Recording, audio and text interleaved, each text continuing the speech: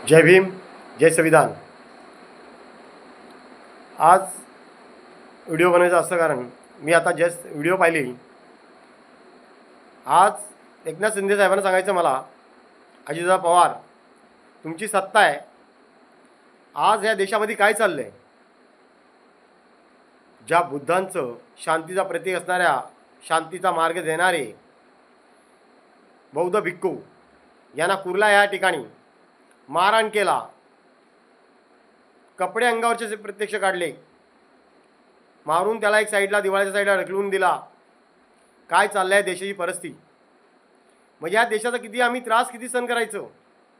आमच्यावरती येणारा अन्याय, त्या अन्यायाला तुम्ही बंधन घालणारच का नाही? अजून बाहेरच्या देशामध्ये तुम्ही जाता, बुद्धांची काय हे आहे, किती तिथे इमेज आहे, कसे मानतात, आणि या भारताच्या लोकांनी बौद्ध भिक्खूंवरती हल्ला करतात, याच्यावरती तुमची FIR दर्ज हो, त्यांना अटक होत नाही।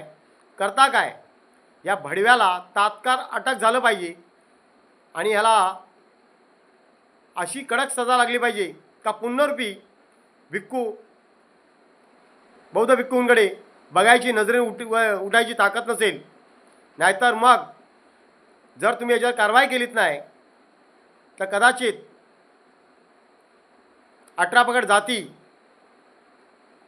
या बुद्धांच्या भिक्षूंवरती अशा प्रकारचे हल्ले केले तर कदाचित आम्ही तुम्हाला कधीच माफ करणार नाही। या देशाची लाज राखायची असेल ते ताबडतोब थांबवा, या तुम्हाला भीमसैन्याचं आव्हान आहे। तात्काळ याच्याला अटक झालंच पाहिजे, कारण हे आम्ही अन्याय सहन करून कंटाळून गेलो आहे, तरीसुद्धा तुम्हाला काय जाग येत नाही आहे। या तुमच्या असणाऱ्या सत्तेमध्ये हे असणारे RSSवाले हे प्रत्येक ठिकाणी असेच आमच्या गायगरिबांवरती हल्ला करत आले। आज बौद्ध भिक्खूंवरती हल्ला केला, कुठपर्यंत आम्ही सहन करायचो? याचा उत्तर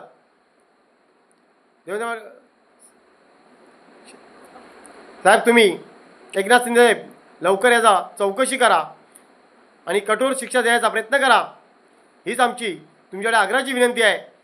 हे थांबवा, आता या भारताचं नाव बदनाम होत चाललं आहे। तुम्ही सांगता आमची सत्ता आहे, आम्ही बहुमताने निवडून येता, कशासाठी? आमच्यावरती अन्याय करण्यासाठी का? हा अन्याय होता थांबवणार कधी तुम्ही? या असल्या मनुस्मृतीच्या लोकांना तुम्ही धडा कधी शिकवणार? तुम्हाला हात जोडून विनंती आमची का लवकरच त्याला अटक करा आणि आम्हाला